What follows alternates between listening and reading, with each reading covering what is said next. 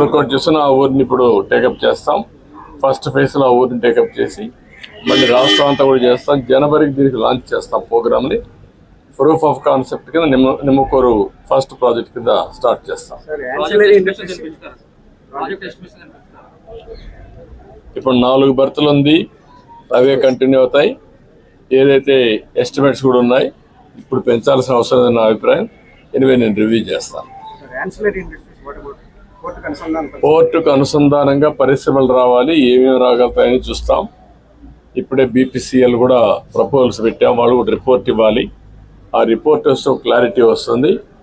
ఒకవేళ వాళ్ళు వస్తే యాంకర్ ఇండస్ట్రీ కింద ఇమీడియట్గా పికప్ అవుతుంది. ఒకవేళ ప్రత్యామ్నాయంగా ఇంకా ఏం చేయాలో అవన్నీ కూడా వర్కౌట్ చేస్తాం. అంటే ఇంకా అవసరమైతే ల్యాండ్ అక్వైర్ చేసుకునే అవకాశం ఉంటే అవన్నీ చేసుకుంటాం. ఏమేమి కావాలో అన్ని విధాల ప్లాన్ చేస్తాం.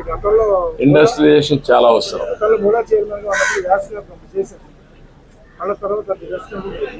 అందుకని ఇప్పుడు ఏంటంటే మెయిన్గా ముందు పోర్ట్ వస్తే చాలా ఇదవుతుంది.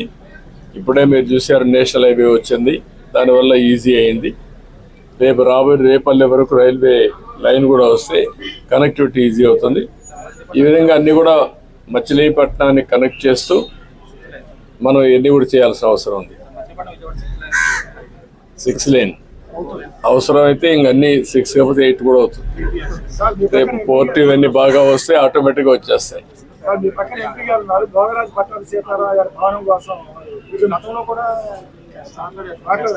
అది కూడా వర్కౌట్ చేద్దాం. ఓకే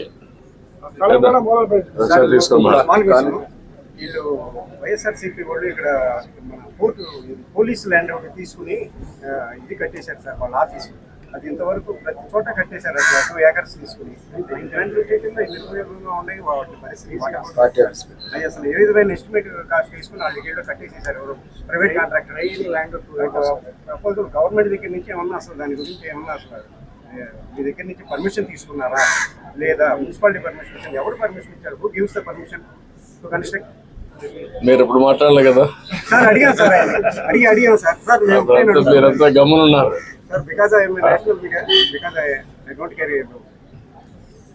అన్నీ సరే, మిమ్మల్ని కూడా మాట్లాడనే లేదు, మీరు కూడా ఇంట్లో నుంచి బయట రాలేదు. అందరి మీద